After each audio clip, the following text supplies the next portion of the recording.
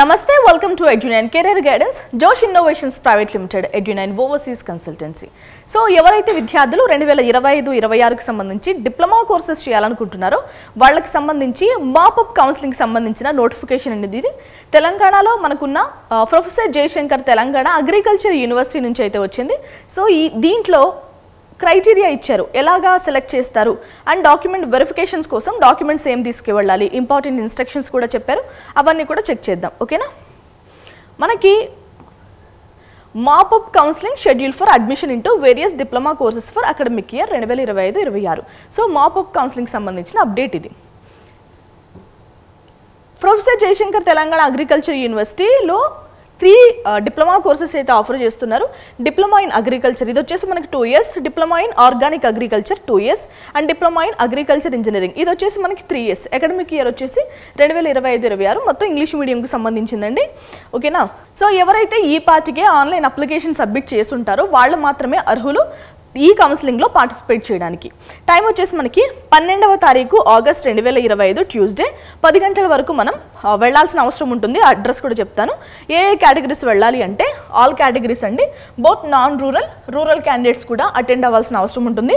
OC, EWS, BCA, BCB, BCC, BCD, BCE, SC group 1, SC group 2, SC group 3 and SC caste అభ్యర్థులు ఎవరైతే ఉన్నారో వాళ్ళు 333 నుంచి 82,424 మధ్య పాలిసెట్లో ఎవరికైతే ర్యాంక్స్ వస్తాయో ఈ సంవత్సరం వాళ్ళందరూ క్యాస్ట్తో ఎలాంటి సంబంధం లేకుండా మీరందరూ అటెండ్ అవ్వాలి. సో మనకి ఇక్కడ అన్ని కేటగిరీస్ మెన్షన్ చేశారు కాబట్టి ఆ ర్యాంక్స్ మధ్యలో ఎవరికైతే ర్యాంక్స్ వస్తున్నాయో వాళ్ళందరూ అటెండ్ అవ్వాలి. ఎక్కడికి వెళ్ళాలి అంటే university auditorium, professor Jayashankar Telangana agriculture university campus, Rajendra Nagar, Hyderabad. So ఇక్కడికి వెళ్ళాల్సిన అవసరం ఉంటుంది మాపప్ కౌన్సిలింగ్ కోసం. ఓకేనా, ఇక్కడ చిన్న నోట్ ఏమి ఇచ్చారంటే ఇప్పుడు ఒక క్యాస్ట్ వాళ్ళకి ఫిల్ చేసిన తర్వాత సీట్స్ ఏమైనా మిగిలిపోతే మిగిలిన క్యాస్ట్ వాళ్ళకి, ఇతర క్యాస్ట్ వాళ్ళకి అయితే ఫిల్ చేస్తామని చెప్తున్నారు. ఓకేనా, ఇంకా వెరిఫికేషన్ కోసం ఏమేమి సర్టిఫికేట్స్ తీసుకువెళ్ళాలి, అన్ని ఒరిజినల్ డాక్యుమెంట్స్ తీసుకువెళ్ళాలి. 2 sets ఆఫ్ జిరాక్స్ కాపీస్ తీసుకెళ్ళాలి, ఒరిజినల్ కూడా తీసుకువెళ్ళాలి. డౌన్లోడెడ్ ఆన్లైన్ అప్లికేషన్ ఫామ్ తీసుకువెళ్ళాలి. ఎస్ఎస్సి మెమరాండమ్ ఆఫ్ మార్క్స్ లేదు అంటే ఈక్వివాలెంట్ ఎగ్జామినేషన్ సర్టిఫికెట్స్ తీసుకువెళ్ళాలి. TG POLYCET 2025 rank card of the MBiPC stream వాళ్ళు తీసుకువెళ్ళాలి. బోనోఫైడ్ లేదు అంటే study certificates from 1st class to 10th class. ఇక నెక్స్ట్ డాక్యుమెంట్ వచ్చేసి non municipal area study certificates తీసుకువెళ్ళాలి. ఇది కేవలం కొంతమందికి మాత్రమే అప్లికేబుల్ అవుతుందండి, మనం గతంలోనే మాట్లాడుకున్నాం. సో మీకు ఫార్మర్స్ కోటా అని, లేబర్స్ కోటా అని ఈ కోటాస్ ఉంటాయి కదా, సో దానికోసం అడుగుతున్నారు. మన పాత వీడియోస్ చూసిన వాళ్ళకైతే ఇది మీకు అర్థమవుతుంది, ఎవరైనా చూడకుండా ఉన్నా కూడా చూడండి. The certified copy of social status certificate issued by the competent authority in case of applicants belonging to the backward classes, scheduled caste and scheduled tribes. So ఇదేంటంటే క్యాస్ట్ సర్టిఫికేట్. ఎస్సీ, ఎస్టీ లేదు అంటే backward classes BC విద్యార్థులు ఎవరైతే ఉన్నారో వాళ్ళు caste certificate అనేది తీసుకెళ్లాల్సిన అవసరం ఉంటుంది. ఇక నెక్స్ట్ డాక్యుమెంట్ వచ్చేసి the latest certified copy of EWS certificate valid for the year 2025-26 issued by the competent authority in case of applicants belonging to the EWS category. So economically weaker section category, EWS category విద్యార్థులు ఎవరైతే ఉంటారో వాళ్ళు ఆ document తీసుకెళ్లాల్సిన అవసరం ఉంటుంది. Okay, next certificate చూద్దాం. Physically challenged certificate. So PWD candidates ఎవరైనా ఉంటే ఆ సర్టిఫికేట్ తీసుకెళ్లాల్సిన అవసరం ఉంటుంది. ఇంకా ఆర్మడ్ పర్సనల్ సర్టిఫికేట్స్, ఎవరైనా సిఏపి కేటగిరీ అంటాం కదా ఆ కేటగిరీ ఉన్నా కూడా, క్యాప్ డిఫెన్స్ పర్సనల్ సర్టిఫికేట్స్ ఉన్నా కూడా తీసుకెళ్లాల్సిన అవసరం ఉంటుందండి. ఇఫ్ అప్లికేబుల్ అని ఇచ్చారు అంటే ఇవి అందరికీ అప్లికేబుల్ కావు, ఎవరైతే పర్టికులర్ స్ట్రీమ్కి చెందిన వ్యక్తులు ఉంటారో వాళ్ళు మాత్రమే తీసుకెళ్ళాలి, మిగిలిన వ్యక్తులు అవసరం లేదు.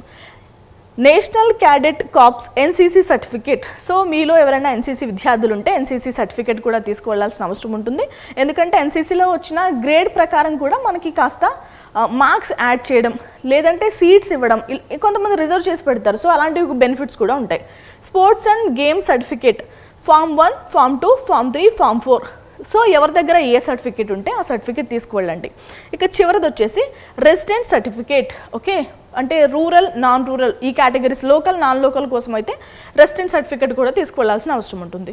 ఇవన్నీ కూడా 2 సెట్స్ జిరాక్స్ తీసుకువెళ్ళాలి, ఒక సెట్ ఒరిజినల్ కాపీస్ తీసుకువెళ్ళాలి. ఓకే, ఇక సెలక్షన్ క్రైటీరియా గురించి మాట్లాడాలి అంటే ఇప్పటికే మీరు కాంపిటేటివ్ ఎగ్జామ్ రాస్తున్నారు, పాలిసెట్ ఎగ్జామ్. సో ఆ ఎగ్జామ్లో మెరిట్ స్టూడెంట్స్కి అయితే ఆల్రెడీ ర్యాంక్స్ అనేవి అలొకేట్ చేస్తూ ఉంటారు.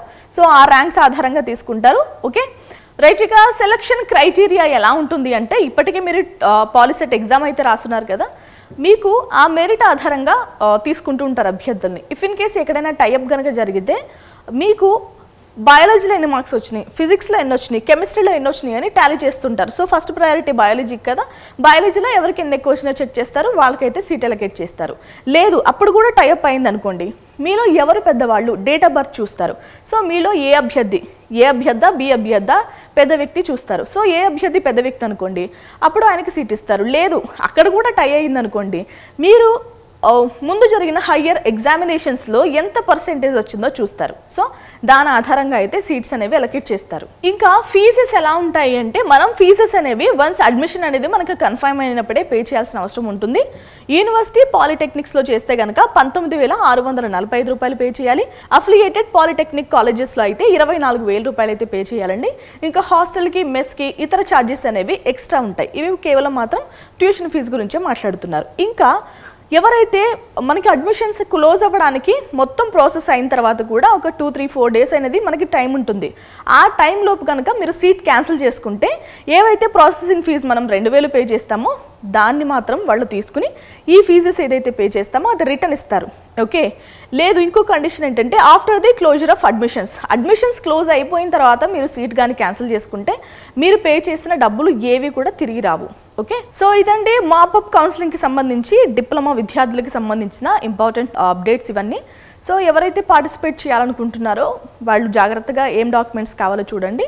లేదు అంటే మీ సర్కిల్లో ఎవరైనా పాలిటెక్నిక్ ఎగ్జామ్ రాసి కౌన్సిలింగ్లో పార్టిసిపేట్ చేయాలి, మాపప్ కౌన్సిలింగ్లో పార్టిసిపేట్ చేయాలని వెయిట్ చేస్తుంటే వాళ్ళకి ఈ వీడియోని షేర్ చేయండి. Thank you so much for watching.